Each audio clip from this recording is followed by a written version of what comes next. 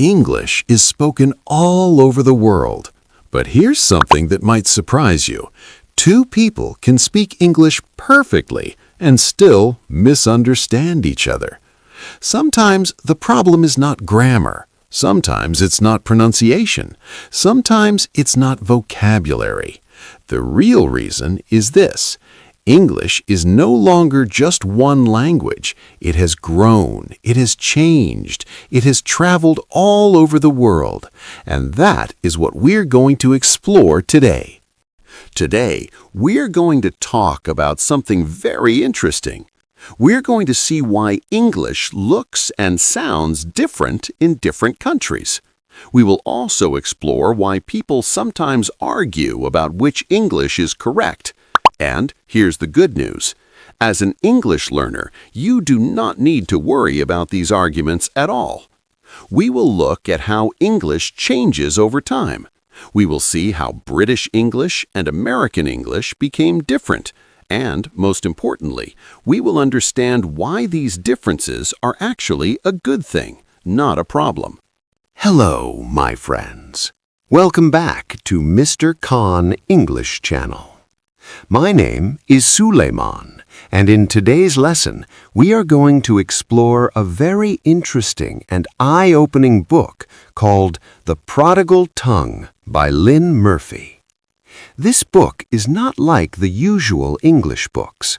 It does not focus on rules. It does not focus on exams. It does not focus on perfect sentences.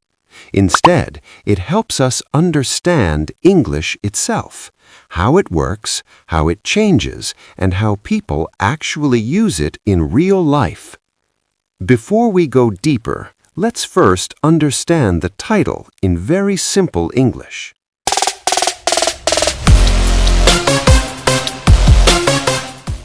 The word prodigal means someone who goes far away, changes a lot, and then sometimes surprises the people at home when they come back. The word tongue here means language. So the prodigal tongue is a fun way of saying English is a language that has traveled far. It has changed in many places and now looks different from the English that stayed at home. It is like English went on a long trip around the world and learned many new things. Okay, friends, that is the meaning of the title, and that is what this whole book is about. Let's begin. The word prodigal means someone who goes far away, changes a lot, and then sometimes surprises the people at home when they come back. The word tongue in the title means language. So the prodigal tongue is a creative way of saying that English is a language that traveled far away, changed in many places, and now looks different from the English that stayed at home. It is like English went on a very long journey around the world. It learned many new habits, new words, and new styles. That is the meaning of the title, and that is exactly what this whole book is about. British English and American English. This book mainly talks about the two most famous types of English in the world, British English and American English. The author is American, but she lived in the United Kingdom for many years. Because of this, she understands both cultures deeply. She clearly sees how people in the UK and the US sometimes misunderstand each other's English, even though they are speaking the same language. The author explains something very important here. English is not one single perfect language. It changes in every country, in every city, and sometimes even in every family. English is spoken in many different ways. Some people speak very formally. Some people speak very casually. Some people use mostly American words. Some people prefer British words. Some people mix both styles naturally. And here is the most important message. All of this is completely okay. As an English learner, this book is extremely helpful because it removes pressure. You do not need to sound perfect. You do not need to copy native speakers exactly. You only need to communicate clearly. If people understand you, your English is doing its job. In this series, we will go through the book chapter by chapter, slowly and clearly. At the beginning, I will speak in very simple English. Step by step, we will move toward slightly more advanced English. This slow, gentle change helps your brain grow naturally. It keeps you comfortable, but it also gives you new vocabulary and new grammar without stress. Chapter 1. The Myth of One Real English. In Chapter 1, the author talks about a very common misunderstanding. Many people believe there is only one real English. Some people say British English is correct because English started in England. Some say American English is better because more people speak it. Some say other types of English are wrong or strange. The author says this idea is a myth. A myth is something people believe even when it is not actually true. English has always changed. 100 years ago, 300 years ago, 500 years ago, and it is still changing today. The author compares English to a river. A river flows from place to place. It touches different land, different rocks, different plants. Every place changes the river a little bit. English works the same way. When English travels to new countries, it picks up new words, new accents, and new styles. For example, English travels to America, Canada, Australia, Africa, and South Asia. That is why British English and American English are not better or worse. They are two parts of the same river. They are connected, but they are not identical. People often feel proud of their own English style. British speakers sometimes say American English sounds too casual. Americans sometimes say British English sounds too formal.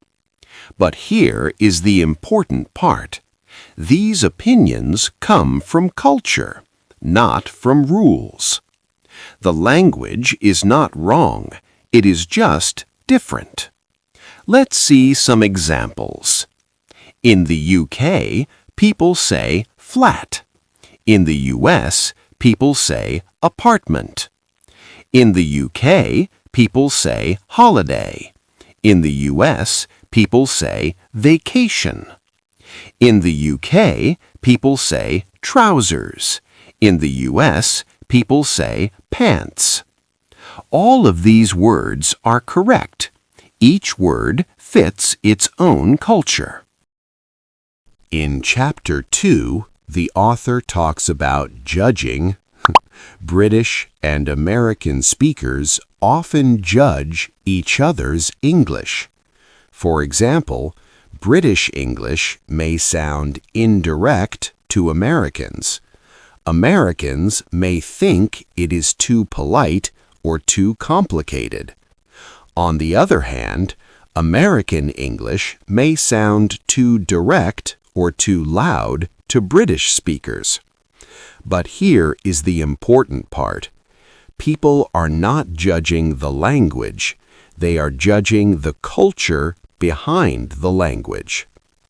Now this answers a big question for learners. Many ask, should I learn British English or American English? Here is the answer. Both are correct, both are English, both are understood all around the world. The author also talks about teasing. British and American people like to joke about each other's English. For example, Americans may tease British people for being too polite. British people may tease Americans for being too loud or excited. These jokes are friendly. They are part of cultural humor, and they are not rules. They are just jokes. The main message of this chapter is simple. You do not need to worry when native speakers judge each other. You do not need to choose a side. You do not need to be perfect. All you need is to speak clearly, kindly, and people will understand you. English is a living language. It is not a rock. It is not still. It grows. It moves. It reacts to the world. Words change. Pronunciation changes. Grammar changes. Even the style of speaking changes. Why does this happen? Because life changes. People live differently today. Jobs are different. Technology is different. Daily habits are different. New things create new words. For example, 200 years ago, there were no smartphones, no internet, no emails, no selfies, no Wi-Fi. Now, all these words exist because life created them. Young people also change language faster. They like new words, fun words, short words. For example, many young people say, "That movie was lit." Lit means very good or exciting. Some new words stay. Some disappear. And that is completely normal. Some older people sometimes complain. They say, young people are ruining English. But the author says this is not true. It is the same thing older generations said 200 years ago. Young people are not ruining English. They are renewing it, giving it new life. Language changes slowly, like the weather. Some changes are big, obvious. Some are small, quiet. For example, the word nice, hundreds of years ago, it meant foolish or silly. Now it means kind or pleasant. The change happened little by little, but this is natural. The author explains clearly. Language change is not a problem. It is healthy. It shows that people are using English in real life. Even when native speakers misunderstand each other, even when words mean different things, even when accents are different, it is all normal. For example, in American English, pants means the clothing on your legs. In British English, pants often means underwear. Or in British English, chips means fried potato sticks, what Americans call fries. In American English, chips means snack in a bag, what British people call crisps. These differences sometimes cause small misunderstandings, but they are not problems. They are just part of how English grows in different places. The main lesson of this chapter is simple. You do not need to panic. You do not need to fix English. You do not need to choose one perfect version. Instead, enjoy English as a living language, a growing language, a language that welcomes new words, new styles, new ideas. Chapter 3: Technology and Fast Change. Today, English changes faster than ever before. Why? Because of technology, because of the internet, because of social media, because the world is connected. New words, new expressions spread in seconds, not years, not months, but seconds. For example, someone posts a new word on social media or a short phrase. Soon, millions of people see it and use it. Just like that, it becomes part of English. Emojis also change language. People sometimes use sunglasses instead of words, or a heart instead of a full sentence. Words are shorter, faster, creative. People mix languages freely. English is now part of a global conversation. For English learners, this is exciting.